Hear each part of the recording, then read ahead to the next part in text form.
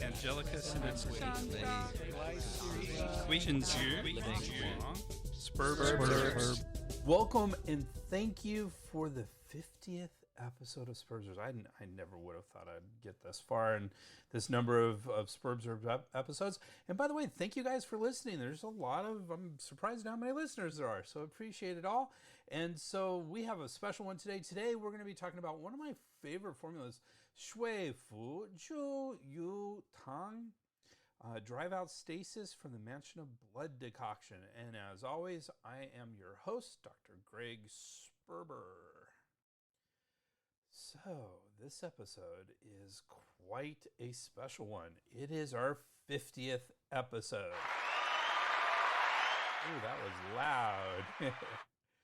We will be covering a very interesting, one of my favorite formulas, Shui Fuju Yu Tang, or Drive Out Stasis from the Mansion of Blood Decoction. This is a great formula for pain in the chest, and I frequently use a modification, which we're going to talk about, for treating low back pain in many of my patients. And as usual, we will be exploring something a little different. Today, we're going to be talking about the author of this formula and why it's so special and why he was so special. So keep listening to this very special episode. I used special a lot because it is special. Thank you.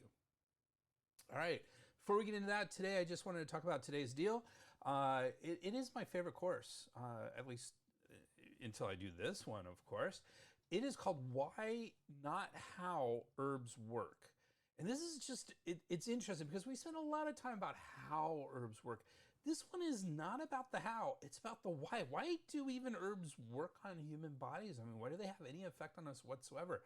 This explains that. It's really interesting. It's a special course for those of us who have asked, why do herbs even help us? In other words, why do they have any effect on humans at all? We explore some really interesting territory in this course, including philosophy, talking about holism and reductionism, ecology, talking about Gaia theory, evolution, including specific concepts like coherent coupling and plant-human coalitions, and explain why herbs may do different things at different doses. That's called hormesis and xenohormesis. And we will discuss the implications of each of these on current herb research and usage.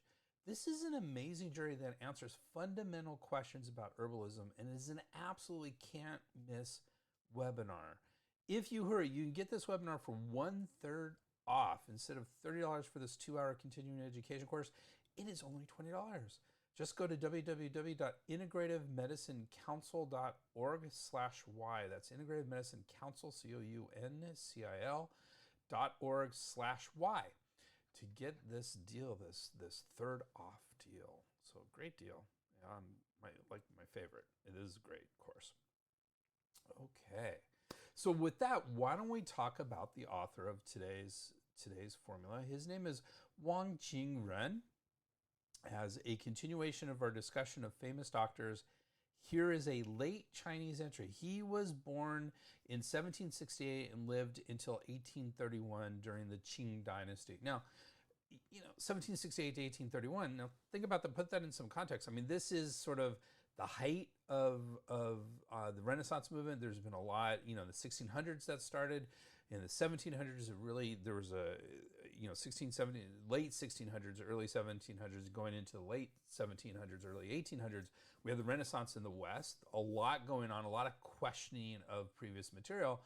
But for Chinese medicine, this is very late in the development of Chinese medicine. He's almost modern in terms of Chinese medicine. So 1768 until 1831.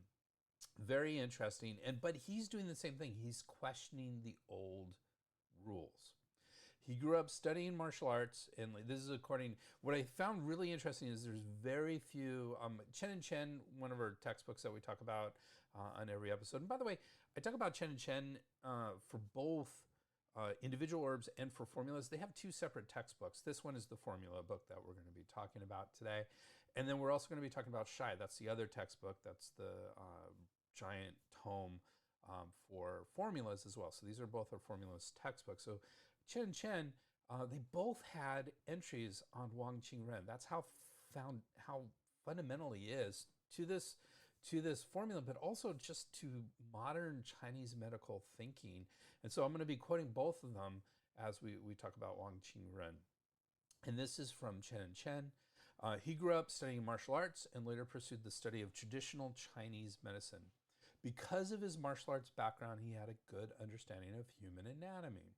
Wang suspected many errors in the ancient texts. He was the first person of his era to question traditional wisdom, just not done in Chinese culture. To confirm his opinions, he personally observed the internal organs of corpses, of executed convicts, and the deserted bodies of children who had died from epidemics. That may sound a little bit off, but this is, kind of how it's done. I mean, even in the West, it was a lot of convicts that were, dissected. So part of the punishment, sort of. So after years of observation, Wang published Yilin Guide Suo, or Corrections of Errors Among Physicians, in 1830. So really just a year before his death. In this text, he drew 25 precise illustrations of human anatomy from different angles and depth. Furthermore, based on his findings, he accurately pointed out many errors among medical texts at the time, such as the presence of the pancreas and diaphragm, corrected the mistaken notion that the liver was in the left hypochondrium. It's not, it's in the right, and stated that it is the brain that thinks, not the heart. We know that now, but they didn't necessarily know that then. And I want to emphasize this pancreas, because this is really important. To me, this is really important in Chinese medicine, because in Chinese medicine, we often talk about the spleen as being the main digestive organ, more so even than the stomach. The spleen and stomach are fairly similar. I mean, not in what they do, but in the digestive function. The spleen is really important in digestion in Chinese medicine. It makes no sense whatsoever in Western medicine that the spleen would be involved in Chinese medicine. But he talked about the pancreas. And the pancreas, if you understand, the pancreas lies just below the spleen. So I think the ancients would see the spleen, the way they did anatomy was you're on the battlefield, you get cut open, doctor goes in and takes a look.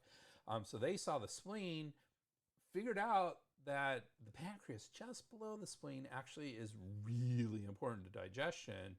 So, but they were mistaking it that if the spleen was damaged, but it was actually the pancreas right below it. In fact, some texts called the pancreas, said the tail of the spleen.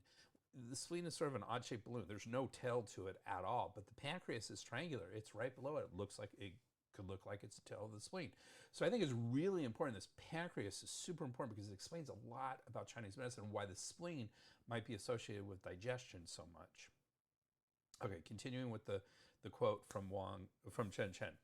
Wang also said that treating disease without knowing the internal organs is like a blind man walking in the dark. I like that quote.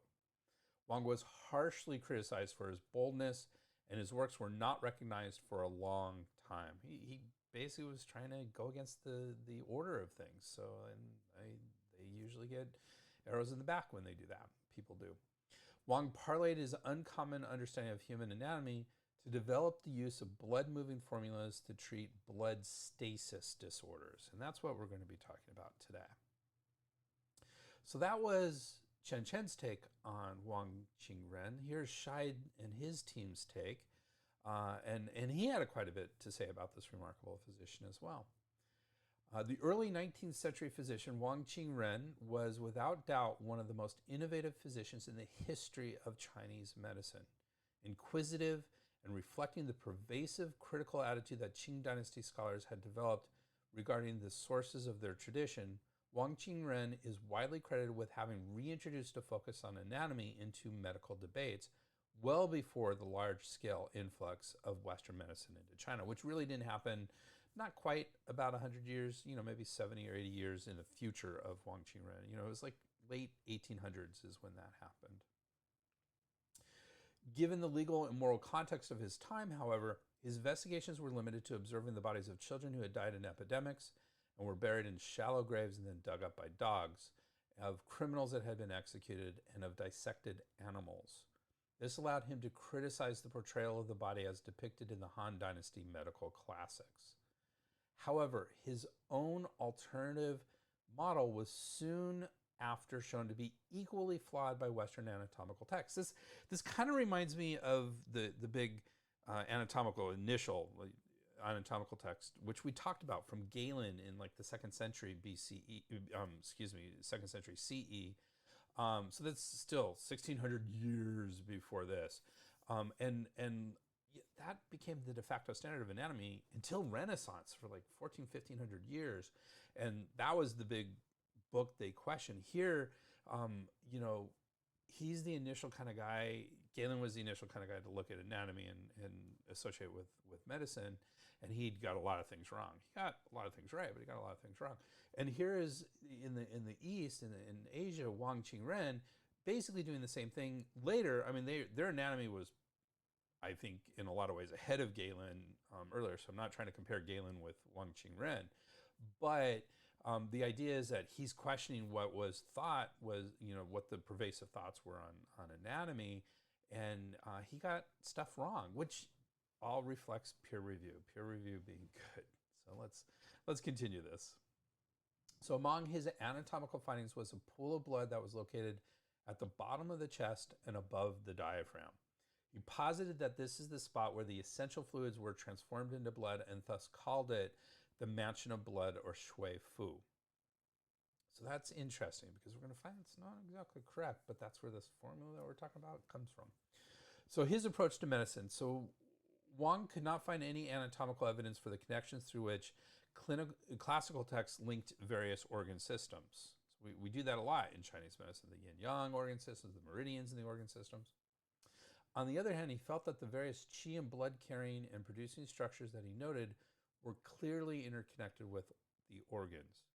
Based on this observation, he posited that deficiency and stagnation of qi and blood were the underlying causes of all diseases. Making decisions regarding the treatment of diseases rooted in understanding the qi and blood. This is a quote from his text. Whether one discusses externally contracted disorders or those due to internal damage, it is essential to establish which of these two substances is damaged in each patient at the onset of a disorder. At the onset, what is damaged are not the organs, nor the sinews and bones, nor the skin and flesh, but in each case, the qi and blood. It's pretty foundational in Chinese medicine. Going back to Scheid's treatise on Wāng Qíng-Rèn, Scheid and his team, in line with his emphasis on anatomy, Wang argued that pulse diagnosis was unreliable and that only those symptoms that could be directly observed and linked to the distribution of qi and blood counted as evidence. Now, this is revolutionary. Even today, this would be revolutionary to say that the pulse is not primary. For blood stasis, for instance, he listed 50 different symptoms derived from his own clinical experience. Interestingly, he did not include inspection of the tongue, one of the most commonly used methods for diagnosing blood stasis today. Here's two foundational diagnostic tools that we still use today. We have tongue diagnosis and pulse diagnosis. I call pulse diagnosis the MRI of Chinese medicine. I call tongue diagnosis the CT scan of Chinese medicine. Still incredibly important today. He furthermore arranged these symptoms into 3 primary groups according to the system in which the blood stasis was mainly located. The exterior, encompassing the head, skin, and blood vessels, the mansion of blood, the chest above the diaphragm, and the abdomen below the diaphragm. For the mansion of blood, he provided this analysis. When the blood in the mansion of blood becomes static and therefore is no longer vigorous, this is most difficult to diagnose. Fever in the latter half of the day that becomes more severe during the first half of the night, abates during the later half of the night, and completely disappears during the first half of the day, indicates blood stasis in the mansion of blood. With a milder blood stasis, these 4 stages are not clearly separated. The patient becomes feverish only during the 2 periods before and after sunset. If it is even milder, the fever occurs only during one of these periods. In all cases of blood stasis, I am saying that internal fever is accompanied by a hot body. All right, so that was the introduction to the author of this formula. Let's get into the formula itself. It's an important formula. Shui Fu Zhu Yu Tang is translated as drive out stasis from the Mansion of Blood Decoction. That's a direct translation. As an explainer note with Scheid, he says a passage, Scheid and his team, I should never forget his team, a passage in chapter 17 of Basic Questions. So Basic Questions refers to the Wangdi Neijing Su Wen, which is the Yellow Emperor's Classic of Internal Medicine Basic Questions. Su Wen means basic questions. And so this is really the oldest existing book on Chinese medicine. And, I think it's a little facetious to say this, but often considered the Bible of Chinese medicine, and it actually kind of came out, 2,200 years ago. So, it's old, almost biblical, and it's aging. So a passage in chapter 17 of Basic Questions observes that the vessels are the mansions of the blood. The 18th century physician Wāng Qíng-Rèn borrowed the name to denote they are above the diaphragm that formed an enclosed space or mansion that he believed was filled with blood. This formula treats the symptoms that Wāng Qíng-Rèn attributed to blood stasis in this area. So we got to remember, this is above the diaphragm. So in Chinese medical terms, this is the upper burner or upper jiao of Chinese medicine. So that's where he thinks the stasis is. And that's important. We'll talk about that in a little bit. Other names in this are actually, there's one in Wade Giles, pronounced exactly the same, but spelled differently. I'm not going to pronounce it. It can also be called the Blood House Blood Stasis Dispelling Decoction and Persica and Carthamus combination. So those are two of the chief herbs. We'll talk about those in just a few minutes. The formula is in the subcategory of formulas that invigorate the blood and dispel blood stasis. Makes sense with everything we've said so far. Under the category of formulas that regulate the blood. So there's the chapter, the category of formulas regulate the blood, and then there's a subcategory is invigorate the blood and dispel blood stasis. Chen is very similar. They translate it slightly differently, places it in the subcategory of blood invigorating and stasis removing formulas under the category of blood regulating formulas. So very similar, blood regulating formulas. Okay. So what does it mean to actually regulate the blood and to do all this? Let's talk about that a little bit before we get into more specifics in this formula.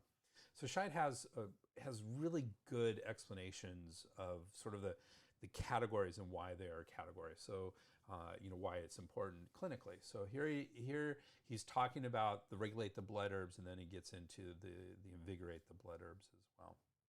The formulas in this chapter focus on treating the blood or shui.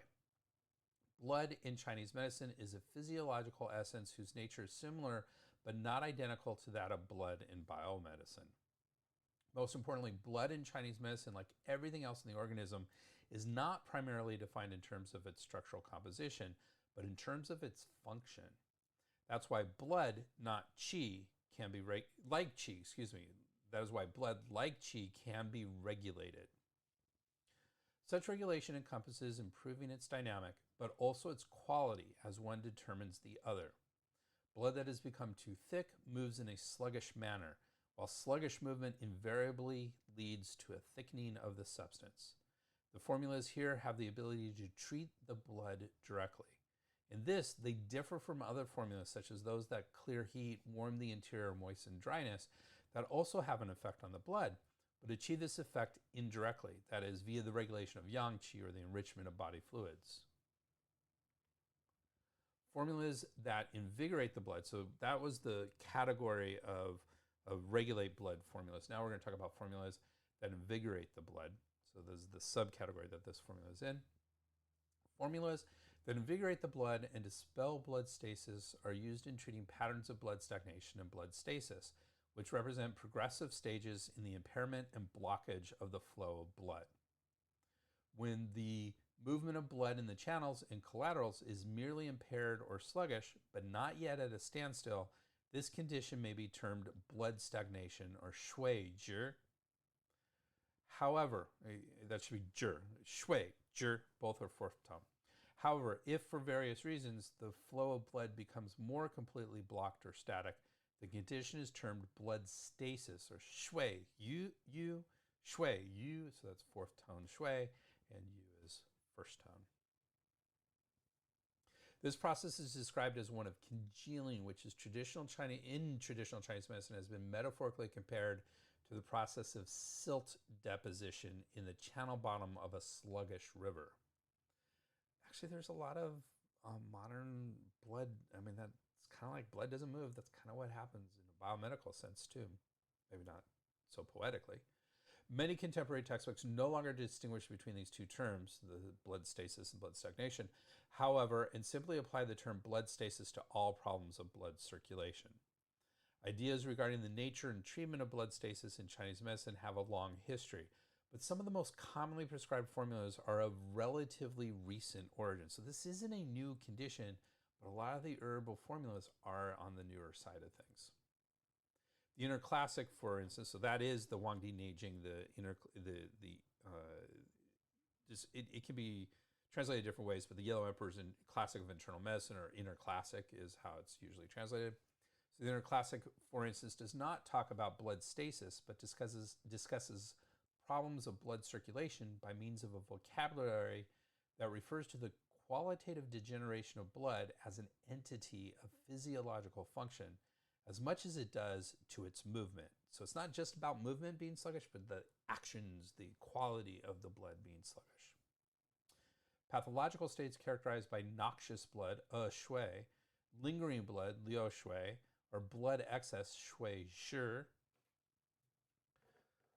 occur when the relationship between qi and blood is not harmonized. They can be regulated by means of treatment strategies that encompass dredging or jue, reducing or shui. This is the same word, X-U-E, that we've been using for blood, but for blood it's fourth tone, so shui. In this one, it's first tone, shui. So tones mean everything in Chinese language. So just introducing that concept yet again. So reducing shui, dispersing san, and attacking gong. These are all ways you can deal with sluggish blood.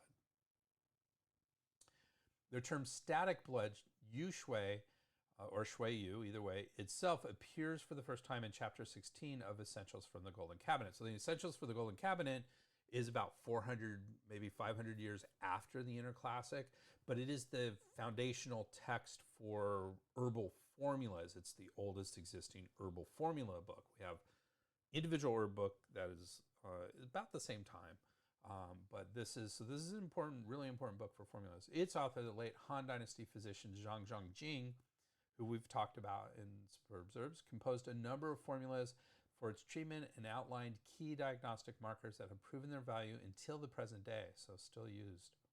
These include dryness of the mouth with no desire to drink, a subjective sensation of fullness in the lower abdomen, and dryness and discoloration of the skin. Later physicians added new formulas and discussed the pathophysiology of blood stasis in more detail, but it was not until the Qing dynasty that two more radical innovations redefined the field. The first was the distinction between stagnation in the channels and collaterals, which was elaborated by Ye Tianshi in the early 18th century. Ye attributed stagnation in the channels primarily to qi, and that of stagnation in the collaterals as centered primarily on blood. So channels and collaterals, so think of channels as the big vessels for qi, and the collaterals as kind of the smaller vessels, usually for qi, but remember, qi and blood, they flow together. So even though we're saying collaterals here are centered primarily on the blood, but think of the channels as being the bigger vessels, bigger vessels, and collaterals being smaller ones, I think is the bottom line here. He argued that stasis of blood in the collaterals requires the use of substances that are acrid or spicy, but not drying, and suggested that animal medicinals are eminently suitable for this purpose. A more radical path of innovation was charted by the 19th century physician Wāng Qíng-Rèn. That's our dude for today. Based on anatomical observations, Wang proposed to overhaul the entire anatomy of the Inner Classic and defined the treatment of blood stasis as the cornerstone of a medicine based on these new definitions. Wang's revolutionary spirit and his focus on blood, a substance that was more easily aligned to biomedical understandings of the body than qi, has contributed to the enormous popularity of his works in contemporary China. In Chinese medicine, the term blood stasis implies more than blood that has congealed and no longer flows as it should. It denotes all blood that has become noxious or That is blood that impedes physiological functions. Key signs and symptoms of such stasis include palpable immobile masses, abscesses and ulcers, loss of hair or brittle hair, purple lips, dark discoloration of the sclera, that's the white of the eyes, purple spots on the tongue, or a darkish tongue, and a choppy, submerged, tight, or wiry pulses. So those are all very Chinese medical concepts. We've talked about the pulse, but not gone in depth on those. Those are specific types of pulses. In practice, however, the use of blood-invigorating formulas covers a far wider spectrum of clinical signs and symptoms. Wāng Qíng-Rèn, for example, lists 50 different symptoms that can be treated with just one of his formulas. This is because blood, like qi, is the essential foundation of all physiological processes, and its disorders will thus be reflected in almost every body system. Patterns of blood stasis are qualified and differentiated in terms of the various yin and yang organs involved, the etiological factors of cold, heat, deficiency, and excess, different qualities of disharmony expressed in terms of acute, chronic, mild, and severe, and unusual symptoms such as swelling, pain, and urgency. Prominent among the etiological factors that contribute to the occurrence of blood stagnation or stasis are the following. First, qi disharmony, including both deficient and stagnant qi, may lead to blood stagnation. Since qi, this is a quote, qi is the commander of the blood and qi leads the blood. When the qi is unable to properly move the blood, it may stagnate in the channels. Blood deficiency, another possibility is blood deficiency is also intrinsically related to blood stasis. Blood that is deficient readily becomes static, and in turn, static blood interferes with the production of new blood. Without the production of new blood, it is very difficult to dispel blood stasis, and this can lead to a vicious cycle. Another etiological factor is cold inhibits the free movement of blood and will gradually produce blood stasis, with such manifestations as delayed menstruation with clots, fixed abdominal masses, and amenorrhea or the lack of menstruation, any of which may be accompanied by abdominal distension and pain. Another etiological factor is heat influences the blood when it occurs in organs that have an intimate relationship with the blood or when it enters the nutritive or blood levels of the body. So that's talking about the 4 levels, which is a way that to describe how a disease enters the body. This may produce blood stagnation by steaming or drying the blood, which causes it to thicken, and by the tendency of thickened blood to become stagnant and congeal. Heat may also induce reckless movement of blood, such that it leaves the vessels and produces rash, nosebleed, vomiting or spitting up of blood, coughing up blood, and blood in the urine or stool. We call that reckless blood. And there are other etiologies of blood stasis, which include traumatic injury, the birthing process, and surgery. Because of the variety of etiological factors and clinical manifestations, the practitioner must be flexible in adapting the formula to fit the particular circumstances of the case.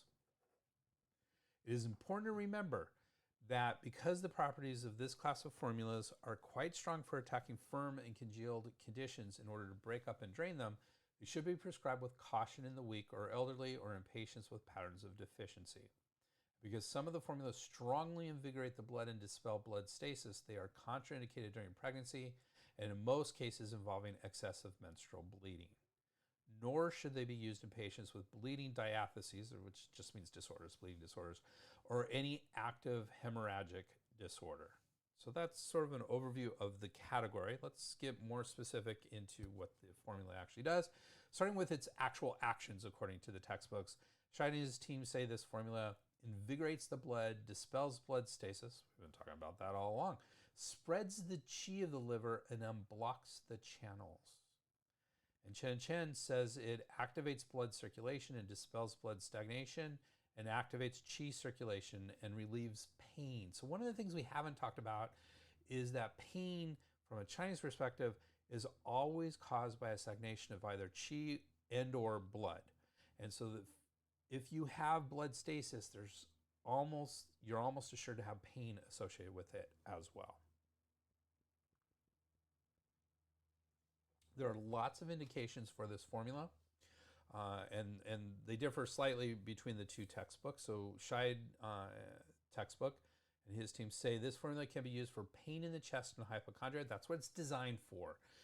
Chronic stubborn headache with a fixed piercing quality. You may think, okay, headache, this is good for headaches. No, stubborn headache with a fixed piercing quality. That fixed piercing quality is specific to blood stasis. There's lots of different causes of headache, but they won't have this fixed piercing quality, only blood stasis will. Chronic incessant hiccup, a choking sensation when drinking, dry heaves, depression or low spirits accompanied by a sensation of warmth in the chest, palpitations, insomnia, restless sleep, irritability, extreme mood swings, evening tidal fever, a dark red tongue, dark spots on the sides of the tongue, dark or purplish lips, complexion or sclera, and a choppy or wiry tight pulse. So those are according to Scheid. He has some more. This is blood stasis in the Mansion of Blood, Shui Fu, with impairment of blood flow in the area above the diaphragm. Stasis of blood obstructs the movement of qi in the chest, which manifests as pain in the chest and hypochondria. The obstruction also prevents the clear yang from ascending to the head, causing a chronic stubborn headache. Blockage of the flow of blood in the channels from localized blood stasis produces a characteristically fixed and piercing type of headache pain. If blood stasis obstructs the stomach qi may rebel upward and manifest as incessant hiccup, a choking sensation when drinking, or dry heaves. Long-term blood, this is all explaining those symptoms, those indications. Long-term blood stasis tends to transform into heat, and constrained qi tends to transform into fire. Blood stasis may also obstruct the blood vessels and prevent nourishment from reaching the heart. This combination of stasis, heat, and malnourishment of the heart may cause depression or low spirits, accompanied by a sensation of warmth in the chest, palpitations, which is an awareness of one's heartbeat, insomnia, restless sleep, irritability, extreme mood swings, and even tidal fever. So tidal fever means kind of it comes and goes, often in the late afternoon.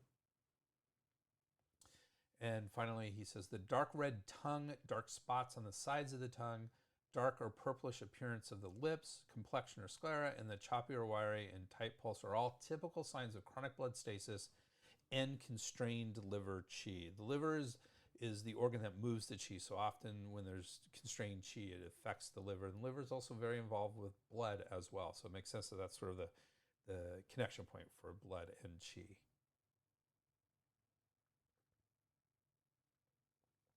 So Chen and Chen similarly say it can be used for, in still going indications, but this is Chen and Chen's indications. So blood stagnation in the chest and obstructed blood circulation, chronic stabbing pain at a fixed location in the chest and or the head, hypochondriac pain, chronic and constant hiccups, dry heaves or vomiting after intake of water, palpitations, insomnia, restless sleep, fidgeting, bad temper, tidal fever in the evenings, dark red tongue body with petechia spots on the top or the sides. That means those little red spots. That's petechia, a reddish purple. Dark lips, dark eyes, and a rough or wiry tight pulse. So that's the Chinese medical indications according to Chen Chen, similar to Scheid and his team. So the history of this is actually, like I said, this is a fairly modern formula. We already mentioned it was written by Wāng Qíng-Rèn in 1830. And they both agree, both of our textbooks agree, and it was the book that we talked about earlier, Yi Lin Gai Cuo, or Corrections of Errors Among Physicians. So not a long history, 100 almost 200 years, which in Chinese terms is not super long, but still really important formula for us. So let's talk about the ingredients. So the first ingredient we're going to talk about is Persica semen. So that is peach pits, actually peach seeds, peach pits, or Dao Ren in Chinese, and there should be 12 grams of it in this formula. And Dao Ren is in herbs that regulate the blood. So we're going to see a lot of the herbs that we're talking about are regulate the blood herbs. And traditionally it breaks up blood stasis and moistens the intestines and unblocks the bowels.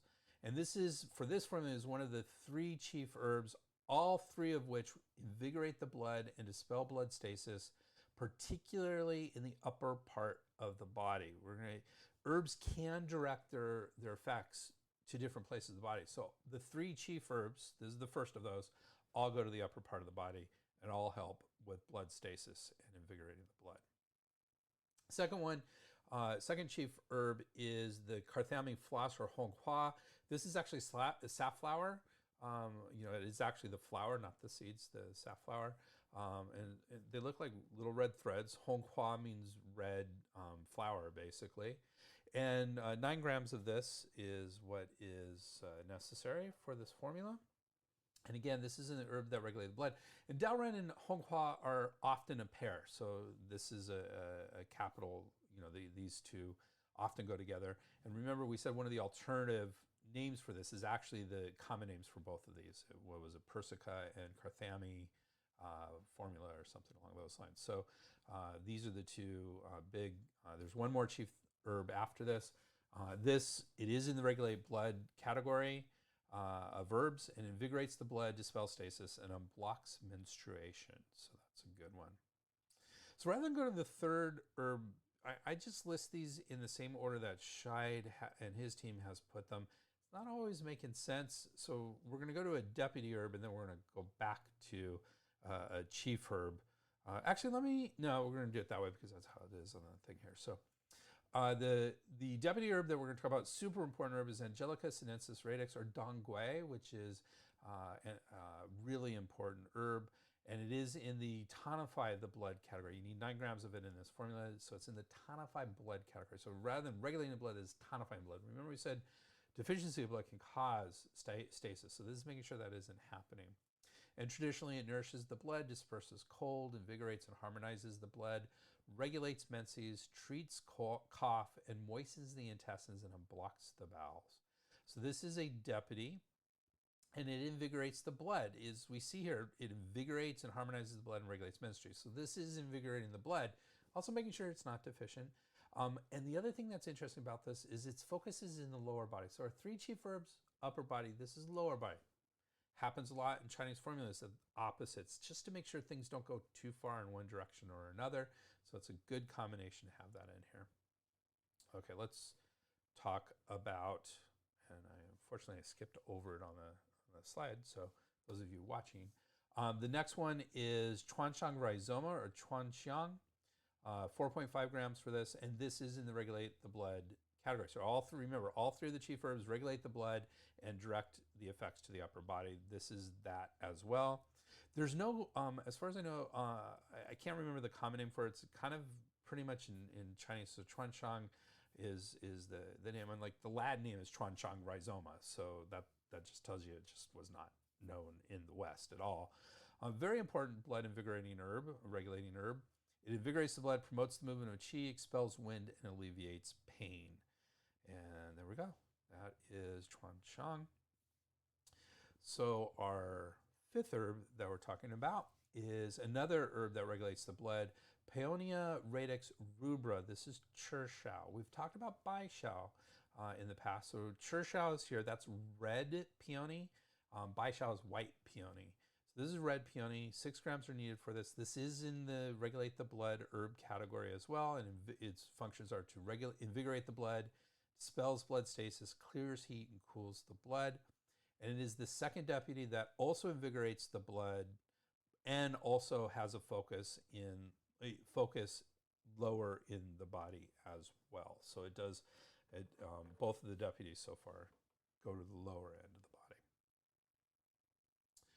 Our next herb is Acaranthus radix or Nyoshi, 9 grams. Now, it says Acaranthus radix, Nyoshi, but in actuality, there was a note in Scheid where this came from, and Chen just went straight to this herb. It's actually, today what's used is Chuan Noshi, or radix cyathula, or cyathula radix, and that is really what's used rather than Nyoshi. There's 2 that are kind of Nyoshi, and Chuan Nyoshi is the one, and that's the one that I usually use as well. So I think that's an important one, and it is a regulate the blood herb.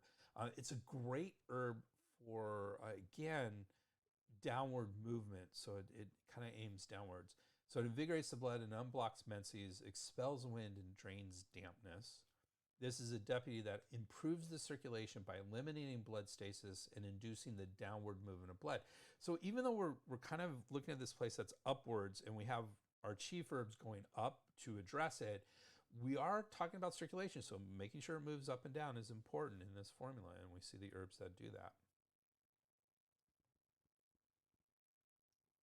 So we have Bupleuria radix or chai hu. This is a super commonly used herb. It's in the category of cool acrid herbs that release the exterior. So it actually has that spiciness that we talked about a little bit earlier. But even though it's in that category, it's often used to regulate qi. It's a really useful qi regulating herb as well. In this case, we're using a little bit of it. 3 grams is a relatively small dose of this. So, it's not a main herb. It's definitely not a chief herb, and it's not even a deputy herb. It's an assistant herb. We'll talk about that in just a second. So traditionally, chai hu resolves lesser yang disorders and reduces fever, spreads liver qi and relieves constraint, and raises and lifts the yang qi, specifically the clear qi of the stomach and gallbladder. This is an assistant herb, as I mentioned, which smooths the flow of liver qi, relieves constraint, and raises the clear yang. And remember, we talked about static blood can prevent the raising of the clear yang. So this is actually very useful in this formula to move some liver qi, which probably needs to move a little bit if you have some static blood. So it's a good addition to this formula. That's chai hu. Our next next herb is interesting. It's Platycody radix jigong, 4.5 grams. And it warms herbs. It's a warm herb that transforms cold phlegm.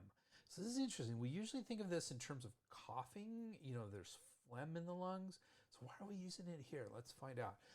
Its traditional functions are opens up and disseminates the lung qi, dispels phlegm and benefits the throat, pushes out pus and opens up and raises the lung qi, while also directing the actions of the herbs to the upper regions of the body.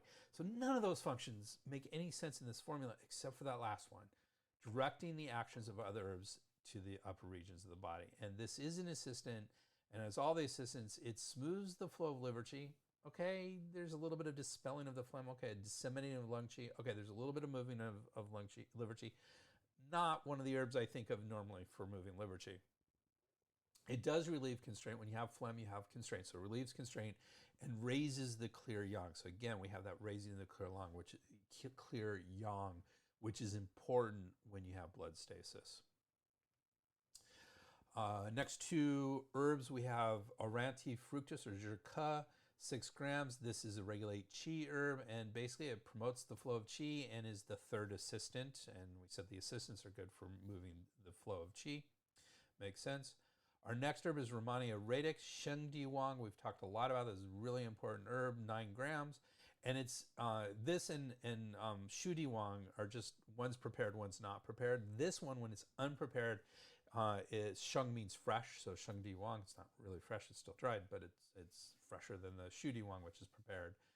And this is in the herbs that cool the blood category. So it's cooling the blood. Remember we said heat is an issue that happens with all stagnation. Stagnation will turn to heat. So having a little bit of cooling is a good idea here. Its traditional functions are clears heat and cools the blood, nourishes the yin and generates fluids. And this is the 4th deputy. So this is deputy above assistant basically. And it cools the blood and clears heat, enables the formula to dispel blood stasis without injuring the yin and blood. So that's a good thing here. So that's Shengdi Wang. And finally, our last herb is an herb we talk about a lot, is in a lot of our formulas, Glycyrrhizae radix or gansao, licorice, 6 grams. And this is in the herbs that tonify the qi category. That is not necessarily a bad function for this, but we're going to see another function for this as well. It tonifies the spleen and augments the qi, tonifies the spleen and augments the qi again. Sometimes they will list these again, but I will make sure that is not a duplicate. Augments the qi, moistens the lungs and stops coughs, moderates spasms and alleviates pain. So remember we said whenever there's pain, there's stagnation. So there's some stagnation here. So it does something there. And here's a really big reason. This is the reason why it's in so many formulas. It has great functions, but this is a function that's really important. moderates and harmonizes the characteristics of other herbs. It kind of deharshes other herbs. So this is a good one. And in this case, it's an envoy, which is the lowest ranking of the herbs in the family of herbs in a formula. There's an envoy for this formula which regulates and harmonizes the actions of the other herbs. So that is why it's in this formula. There are some potentially harsh herbs if they go a little bit beyond what they're supposed to do. So this kind of takes the edge off of them. So it's a great addition to this formula. Okay. Let's talk about the preparation of this formula. Really straightforward. Both texts say to prepare this formula as a decoction. That's it. There's no powdering. There's no other ways to prepare it. Decoction is just boiling it and then straining it and drinking it. And different people and different practitioners will have different ways to boil and stuff. I think it's fairly straightforward, but a decoction is the way to take this formula. There's a lot of, as you would imagine, there's a lot of commentary on this formula. In fact, a lot of what I talked about with the author was from the commentary, but here's more parts of the commentary for this formula. So according to Scheid and his team, Chinese medicine has long understood that any problem affecting the flow of qi will end up affecting the blood and vice versa. As reflected in the adage, blood is the mother of qi and qi the commander of blood. In the early 17th century, Wāng Qíng-Rèn wrote in Indispensable Tools for Pattern Treatment that if you want to adjust the blood, first adjust the qi. About 100 years later, Wu Cheng wrote in Collection of Versatility that for blood stagnation caused by qi, first move the qi. For qi stagnation caused by blood stasis, invigorating the blood is most important. Almost all of Wāng Qíng-Rèn's formulas focus on regulating the distribution of qi and blood in the body, paying close attention to the interconnection between the two systems. Blood stasis, for instance, will invariably lead to stagnation of qi. Because qi is hot by nature, this is experienced as fever and body heat. Qi stagnation, likewise, can cause blood stasis. But in this case, the blood congeals because it does not receive the warmth of the qi. These insights are clearly reflected in Wāng Qíng-Rèn's formulas for treating blood stasis. All of them move the qi as well as invigorate the blood. But in each case, the nature of the pathology is responded to by carefully adjusting both the nature and the dosage of the various herbs that act on the qi and blood. Shui Wu Zhu Yu Tang, for instance, treats blood stasis that leads to qi stagnation. It thus uses a large dosage of blood-invigorating, nourishing, and cooling herbs and a relatively small dosage of herbs that facilitate the qi dynamic and are cooling or neutral in temperature.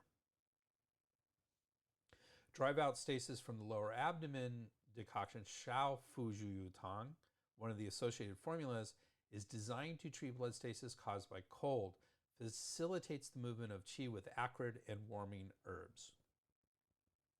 We're going to talk about some of these associated formulas, including this one, in just a little bit. So modern use of this formula is still under commentary with Scheid. Modern physicians value the clinical experience embodied in Wāng Qíng-Rèn's formulas, but reject the anatomical conjectures on which they are based. This has led to the curious situation where, in order to explain the effectiveness of this formula, some contemporary commentators have gone back to chapter 17 of Basic Questions, where the blood vessels are defined as mansions of the blood. This allows them to argue that this formula unblocks the blood vessels. However, in doing so, they disregard the fact that Wāng Qíng-Rèn categorically stated that the blood vessels are not the mansion of blood. At present, this formula is most commonly used to treat chest pain due to blood stasis, which is accompanied by a dark red tongue and a choppy or wiry tight pulse. It is also used for problems of blood stasis in children, especially when pain, fever, and difficulty in sleeping develop after trauma. It is indicated for literally dozens of disorders that can be attributed to blood stasis in the vessels. In addition to the characteristic pain and tongue and pulse signs described above, other guidelines for its use include that the condition be chronic and accompanied by heat in the palms and soles due to long-term stasis transforming into heat. Furthermore, the skin is usually dry or even scaly. All right, so that is commentary. Let's talk about some of the main modifications for this formula. According to Chen Chen, there are 4 Zhu Yu Tang drive-out stasis decoction formulas that are commonly used for similar conditions. All 4 formulas contain Chuanxiang, Rhizoma Chuanxiang, Dongui, Radix Angelica sinensis, Daoren, Semen persica, and Honghua, Floss carthami as key ingredients to activate blood, eliminate blood stasis, and relieve pain. So those 4 are the 3 chief ingredients in this formula. So we have Chuanxiang, we have Daoren, and we have Honghua. And adds in Dongui. Remember, Dongui is the blood tonic herb in there, and it also moves. So those 4 are the commonalities between all the drive-out stasis decoctions. So here are the main differences. So the first one is Shui Fuju Yu Tang. So that's the one that we're talking about today. Drive-out stasis, the Mansion of Blood Decoction, treats qi and blood stagnation in the upper jiao or upper burner to alleviate pain in the chest and hypochondria. I got to talk about the 3 burners at some point in the near future on our thing, but they differentiate between basically the diaphragm, and above is the upper burner. Between the diaphragm and the umbilicus or the belly button is the middle burner, and below the umbilicus is the lower burner. And then we'll get into more specifics later, but that's important here. Okay, so Shui Fuju Yu Tang is for upper burner blood stagnation, basically. Ge-xia Zhu Yu Tang, or drive out blood stasis below the diaphragm decoction, treats qi and blood stagnation in the middle jiao, so the middle burner, to alleviate pain below the diaphragm in areas such as the hypochondrium and the upper abdominal area. And then we have Xiao Fuju Yu Tang, or drive out blood stasis in the lower abdomen decoction, treats qi and blood stagnation with cold in the lower jiao, or lower burner, to address irregular menstruation, menstrual pain, and numerous gynecological disorders. So we have a separate formula, one for the upper jiao, upper burner, one for the middle burner, one for the lower burner. Makes perfect sense so far. And here's the 4th one, and this is my favorite. This is the one I use more probably than any of the other ones that we're talking about, is Shen Tang Zhu Yu Tang, or drive out blood stasis from a painful body decoction.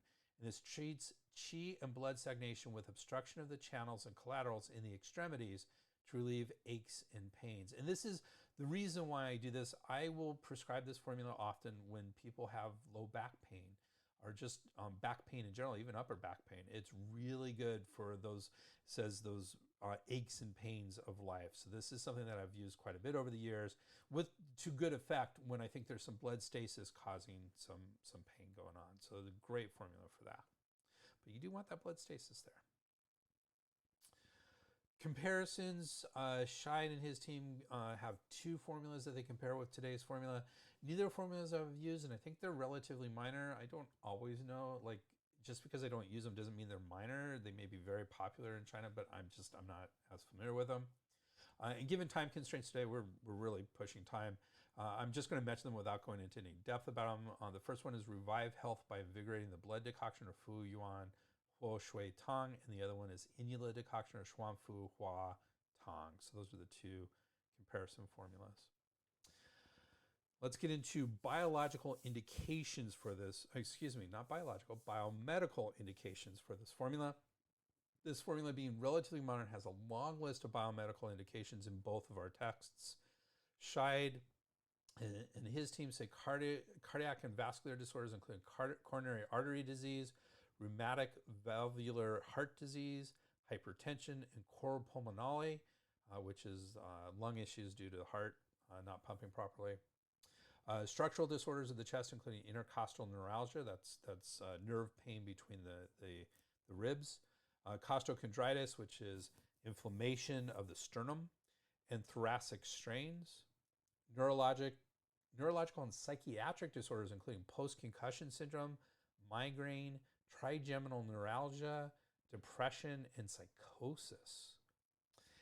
Perimenopausal syndrome, primary dysmenorrhea, that's painful menstruation, chronic hepatitis, infection of the liver, peptic ulcers, and urticaria. Those are man, I'm totally blanking on it, but allergic reactions, basically.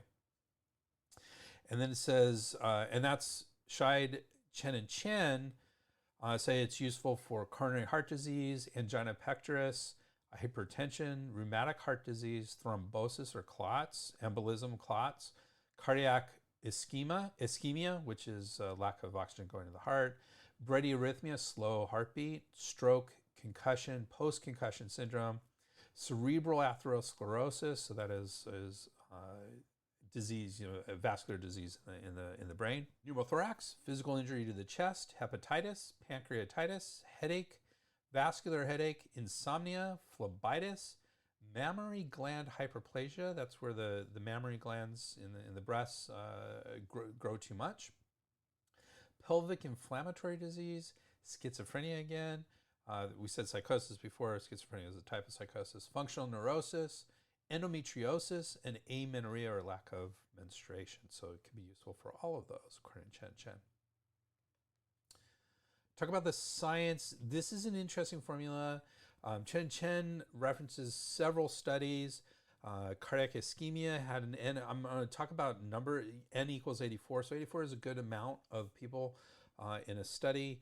Bradyarrhythmia, or slow heartbeat, 28 people. That's not statistically valid. Usually we want 30 to 40 to be statistically valid. Pneumothorax, or a puncture of the lungs, in 12 patients. Chronic hepatitis in 81 patients. Pancreatitis, so inflammation of the pancreas, in 128 patients were in the study. Subjects, we should say, not patients, subjects in the study. Hyperlipidemia, 20. And then modified formulas, so modified Shui Fuju Yutang was used to treat headache due to blood stagnation, vascular headache, insomnia, phlebitis, which is inflammation of the veins, mammary gland hyperplasia, chronic pelvic inflammatory disease, concussion, cerebral atherosclerosis. With that one, added ear acupuncture into that, so that's interesting, and I think is a good combination. Schizophrenia, endometriosis, and amenorrhea following miscarriage, so lack of menstruation after miscarriage.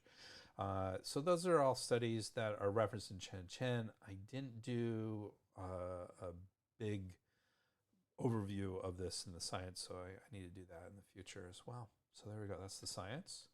There are some drug-herb interaction issues. We have some cytochrome P450 interactions to be worried about. Again, that just indicates an increased risk for drug-herb interactions. It doesn't say there will be.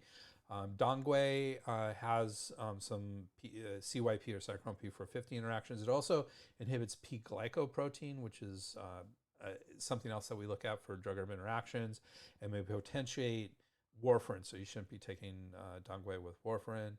Gansao, or licorice. There was one case of congestive heart failure and hypokalemia, so too little potassium in a patient taking Gansao. Furosemide, which is Lasix's drug, and digoxin, which is a drug for arrhythmias, and it may increase blood pressure and fluid retention when used with oral contraceptives. And finally, Sheng Diwang, also, all three of these had some cytochrome P450 interactions, and Sheng Diwang did as well. And finally, Chirshao, that's the red peony, has an antiplatelet effect and should be used with caution in those taking anticoagulants or antiplatelets. There are, we did mention some concerns about this formula. Let's go into those in a little bit more depth. Scheid has the following concerns, Scheid and his team. Because the actions of this formula is invigorating the blood and dispelling blood stasis are very strong, it is contraindicated during pregnancy and in most cases that involve excessive menstrual bleeding, as well as in the weak or debilitated.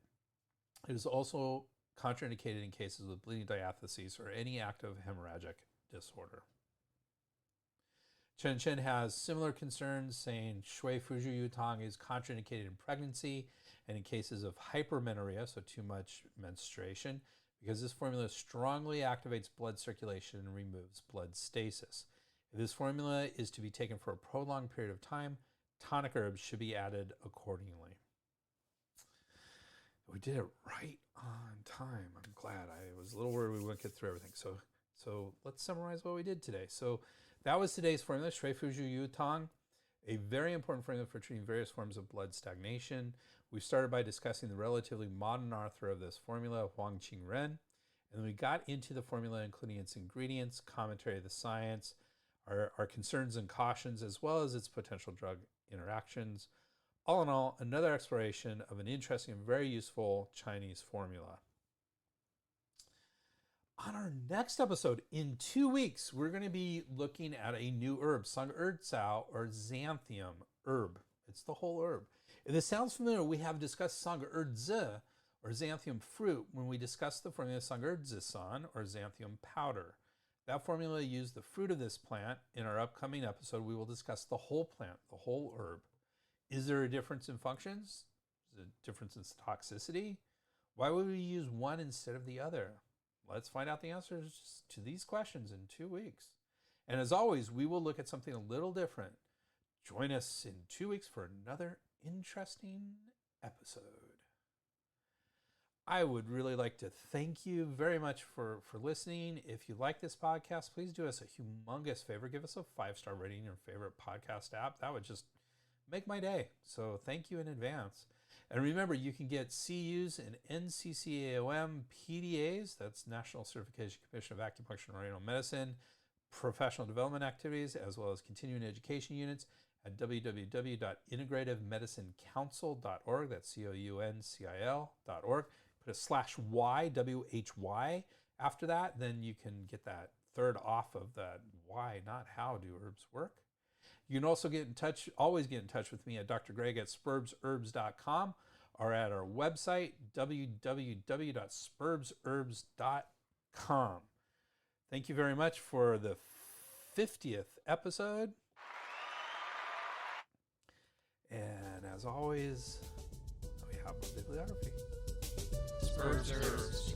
The proceeding was presented by Dr. Greg Sperber. We would like to thank Janelle for all her support and everybody else who contributed to this program. Janelle. Timothy Nick Dobbins, Rogers. Campbell,